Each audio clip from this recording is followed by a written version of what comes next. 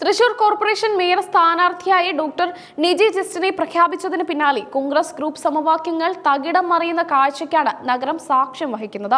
Mayor സ്ഥാനം ലഭിക്കാൻ Niji Justin വൻ തുക കൈക്കൂലി നൽകിയെന്ന ഗുരുതരമായ വെളിപ്പെടുത്തലുമായി ഐ ഗ്രൂപ്പിലെ പ്രമുഖ നേതാവ് ലാലി ജെയിംസ് രംഗത്തെത്തിയതോടെയാണ് പാർട്ടി പ്രതിരോധത്തിലായത്. എന്നാൽ തന്റെ 28 വർഷത്തെ രാഷ്ട്രീയ പാരമ്പര്യം ഉയർത്തിക്കാട്ടിയാണ് നിജി ഈ ആരോപണങ്ങളെ നേരിടുന്നത്. ഞാൻ 1999 മുതൽ പാർട്ടിയുടെ സജീവ പ്രവർത്തകയാണ്. സംസ്ഥാന ജില്ലാ തലങ്ങളിൽ വിവിധ ചുമതലകൾ വഹിച്ചാണ് ഇവിടെ വരെ എത്തിയത്. സ്ഥാനമാനങ്ങൾ വരുമെന്നും പോകുമെന്നും എനിക്കറിയാം. വിവാദങ്ങളോട് പ്രതികരിക്കവേ നിജി ജസ്റ്റിൻ പറഞ്ഞു. തന്നെ അപകീർത്തിപ്പെടുത്താനുള്ള നീക്കങ്ങളിൽ തളരില്ലെന്നും അവർ വ്യക്തമാക്കി. 3 ദിവസം മുമ്പ് നിജി ജസ്റ്റിനും ഭർത്താവും വലിയൊരു പെട്ടിയുമായി പോകുന്നത് കണ്ടുവെന്നും ഇത് AICC ജനറൽ സെക്രട്ടറി KC വേണുഗോപാലിന്റെ ഗ്രൂപ്പിലുള്ള തൃശൂരിലെ ചില നേതാക്കൾക്ക് നൽകാനുള്ള പണമായിരുന്നുവെന്നും ലാലി ആരോപിച്ചു. മേയറാകാൻ തനിക്ക് തടസ്സമായത് കയ്യിൽ പണമില്ലാത്തതാണെന്ന പരിഹാസവും ലാലി ജെയിംസ് ഉയർത്തി. പാർട്ടിക്കുള്ളിൽ പദവികൾ ലേലം വിളിച്ചു വിൽക്കുകയാണെന്ന അർത്ഥത്തിലാണ് ലാലിയുടെ പ്രതികരണം വന്നത്. ഇത് വരും ദിവസങ്ങളിൽ KPCCക്ക് വലിയ തലവേദന ഉണ്ടാക്കുമെന്ന് ഉറപ്പാണ്. പണം നൽകാൻ താൻ ഡൽഹിക്ക് പോയെന്ന പ്രചാരണങ്ങളെ നിജി ജസ്റ്റിൻ പൂർണ്ണമായും തള്ളിക്കളഞ്ഞു. കഴിഞ്ഞ ദിവസങ്ങളിൽ ഞാൻ എങ്ങോട്ടും യാത്ര പോയിട്ടില്ല. എന്റെ യാത്രാ വിവരങ്ങൾ ആർക്ക് വേണമെങ്കിലും അന്വേഷിക്കാവുന്നതാണ്. വിവാദങ്ങളിൽ പകച്ചു നിൽക്കുന്ന ആളല്ല ഞാനെന്ന് നിജി പറഞ്ഞു.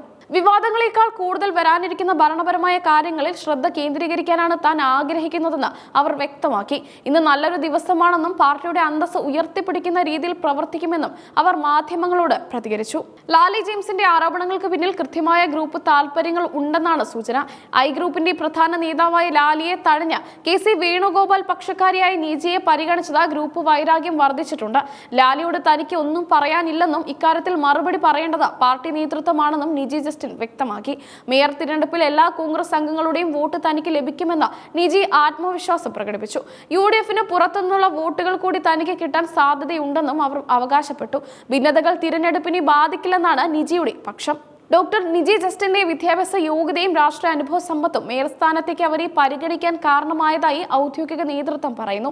എന്നാൽ ഗ്രൂപ്പ് പോര് മുറുകുന്ന തൃശൂരിൽ ഇത്തരം മാനദണ്ഡങ്ങളെക്കാൾ ഉപരിയായി സെലക്ഷൻ പ്രക്രിയയിൽ ക്രമക്കേട് നടന്നുവെന്ന ലാലിയുടെ ആരോപണം അണികൾക്കിടയിൽ ആശയക്കുഴപ്പം ഉണ്ടാക്കിയിട്ടുണ്ട്.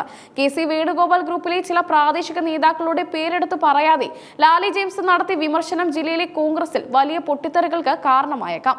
പണം നൽകി പദവികൾ സ്വന്തമാക്കുന്നു എന്ന ആരോപണം പൊതുസമൂഹത്തിന് മുന്നിൽ പാർട്ടിയുടെ പ്രതിച്ഛായയ്ക്ക് മങ്ങലേൽപ്പിച്ചിരിക്കുകയാണ്. മേയർ തിരഞ്ഞെടുപ്പ് നടക്കാനിരിക്കെ കൗൺസിലർമാർക്കിടയിൽ ഐക്യം ഉറപ്പാക്കുക എന്നത് UDFന് വലിയ വെല്ലുവിളിയായിരിക്കും.